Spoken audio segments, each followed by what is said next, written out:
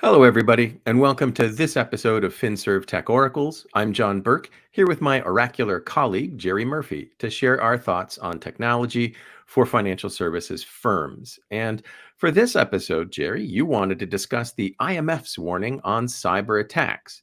And I guess the place to start is, why is this an issue they care about now? I mean, this has been a long time coming, right? Yeah, I mean, people have been. I mean, the world has been, unless your head is completely under a blanket. I mean, cyber threats are continuing to grow and grow. I think one of the reasons that they're finally stating it is they've collected statistics, and the statistics are just so staggeringly huge. They just can't afford to ignore them anymore. For example, when you look at the number of cyber incidents that are occurring, they've literally in the last 6 years you've more than doubled the total number of incidents, and you've probably also by 3x increased the percentage of those incidents that are malicious. So it used to be maybe the malicious attacks were maybe 50%. Now it looks like it's more like 85 to 90% of the attacks are malicious. In addition to that, you look at the losses that these financial firms are doing at the 90th percentile of those losses in 2017, it was $500 million. Now the 90th percentile is at $2.5 billion. So the numbers are becoming huge, and the billions of dollars that are being done. Just it's a point where it used to be just the very biggest banks were getting these attacks. Now with all the automation and AI, anybody who's got an IP address is getting attacked. So again, this has kind of been a long time coming, and Yeah. certainly everybody in financial services has been doing their best to exercise reasonable security up to now. So, how are things going to be different for the financial services companies Well, going for forward? financial services companies, John, the problem is you're basically going to have the uh, cybersecurity haves and the cybersecurity have not. So if you're a very big, one of the top 10 banks in the country, you're going to have the best security experts that money can buy. I was actually looking last year. A friend of mine's a CISO at Amazon, and so these big companies. There was a report saying CISOs are making at the big companies are making over $1 million a year, and he's basically like, "Yep, we're rolling in the bucks." So it's both very lucrative, but on the flip side, if you're a small regional local bank, you literally can't afford these people. You can't find them, and if you can find them, you can't afford them. So that's going to be the real challenge with the smaller banks. Is it's just that I need these experts. I just literally am not able to find them, and if I can find them, I can't afford them. So, in the past, in other parts of the IT space, this means more outsourcing.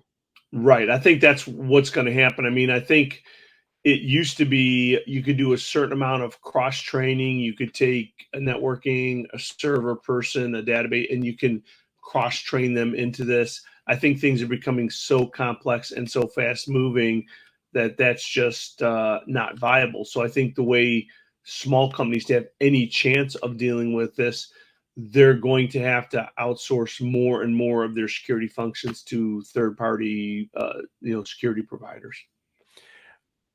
And Or I should say, and this is my experience having been the CEO of a company serving the small bank community, is the other thing that a lot of them are going to consider is getting bought by a bigger bank, because I literally cannot afford to handle the burden of managing this regulatorily, much less finding the staff. And the feasible solution increasingly is going to be get purchased by a bigger bank, a bigger or financial institution. or merge to form one. Yeah, I Yeah, expect. sure. And maybe some consortial stuff. You might see small banks like having a shared CISO or something like that. Well, that's true, and in fact, that was the company I was CEO of. That's essentially what we were Right. was a security staff for these smaller banks that literally they'd have, say, one or two IT people, but they couldn't be specialists in all these different areas, so they almost became vendor management. And Right. so they would give me the requirements that they needed for security, and our company would then enforce those requirements with various tools and services. So given all this, what would you recommend? I would recommend first, don't be a small bank. Second, if you are a small bank and you have to survive, really make sure that you have very good requirements, and then look at the various security services companies as people who can compete your portfolio. When you are building what infrastructure you are building, make sure it's standards based so that whoever you select, you have the maximum choice to use the providers that are out there for your services. And be really friendly with bigger banks.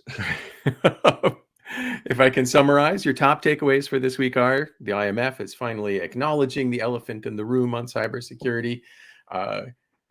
Keeping up is getting harder and harder for smaller organizations who have strategically only a few options, outsourcing, merging, getting acquired, and therefore should be building their security stuff in a way that facilitates one or more of those. And your other takeaway is likely there will not be so many small FinServ or organizations out there after a few more years. Yeah, I mean, you look at the community banks, that's it. I mean, 20 years ago, there's 20,000. 5 years ago, there's 5,000. Now there's less than 2,000. So it's definitely, if you can see one in the wild, take a picture. It might be valuable. And on that happy note, that's it for us until next week. Thanks for watching or listening. You can register for the entire series online. Please do. And tune in next week at 0900 Eastern Time for the next episode of FinServ Tech Oracles right before the markets open on Tuesdays. Take care. Thanks all.